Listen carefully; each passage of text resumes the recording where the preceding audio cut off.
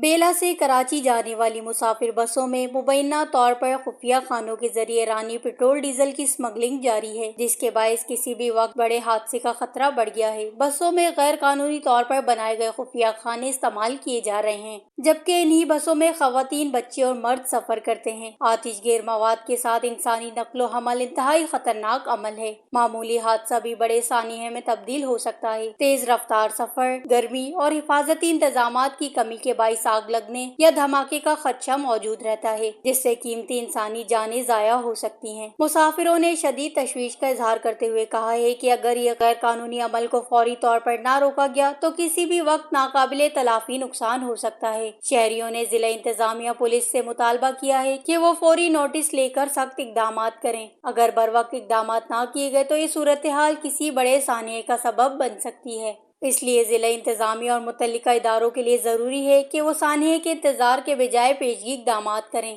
تاکہ انسانی جانوں کو محفوظ بنایا جا سکے اور قانون کی عمل درآمدی کو یقینی بنایا جا سکے۔ وش نیوز، بیلا۔